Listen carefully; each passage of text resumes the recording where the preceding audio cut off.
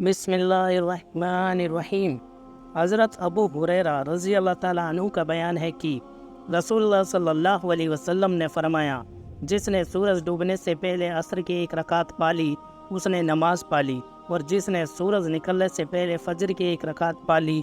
اس نے نماز پالی۔ جناب سعید بن مسیب اور ابو سلمہ حضرت ابو ہریرہ رضی اللہ تعالیٰ عنہ سے روایت کرتے ہیں کہ رسول اللہ صلی اللہ علیہ وسلم نے فرمایا، جب گرمی بہت زیادہ ہو تو نماز ٹھنڈے وقت میں پڑھا کرو۔ ابن محبوب یعنی یزید بن خالد کے الفاظ علی الصلاۃ کے بجائے بالصلاۃ تھے۔ تحقیق گرمی کی شدت جہنم کی لفظ سے ہے۔ حضرت جابر بن سمورہ رضی اللہ تعالیٰ عنہ سے روایت ہے کہ جب سورج ڈل جاتا تھا تو بلال رضی اللہ تعالیٰ عنہ ظہر کی اذان کہتے تھے۔ ابن صحاب حضرت انس بن مالک رضی اللہ تعالیٰ عنہ سے راوی ہے، جو وہ کہتے ہیں کہ رسول اللہ صلی اللہ علیہ وسلم عصر کی نماز پڑھا کرتے جبکہ سورج سفید اونچا اور زندہ ہوتا تھا اور جانے والا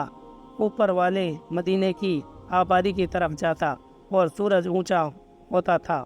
جوہری رضی اللہ تعالیٰ عنہ بیان کرتے ہیں کہ اوپر والے مدینے کی آبادیاں 2 یا 3 میل تک ہوتی تھی،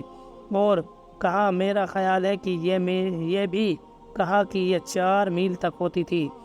جناب خیثمہ رضی اللہ تعالیٰ عنہ کہتا ہے کہ سورج زندہ ہونے کا مفہوم یہ ہے کہ آپ اس کی گرمی اور ہراس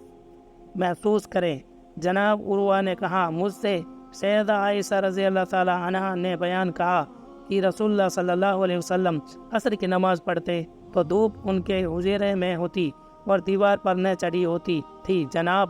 یزید بن ابو الرحمن بن علی بن صوبان اپنے باپ سے وہ اس کے دادا علی بن صوبان رضی اللہ تعالیٰ عنہ سے راوی ہے، وہ کی کہتے ہیں کہ ہم مدینے میں رسول اللہ صلی اللہ علیہ وسلم خدمت میں آئے تو دیکھا کہ آپ عصر کو دیر کرتے تھے جب تک کہ سورج سفید اور صاف ہوتا۔ جناب محمد بن سیرین نے روایت ہے، وہ عبیدہ سے اور وہ حضرت علی رضی اللہ تعالیٰ عنہ سے روایت کرتے ہیں، انہوں نے بیان کیا کہ رسول اللہ صلی اللہ علیہ وسلم نے صدق والے دن کہا، ان لوگوں نے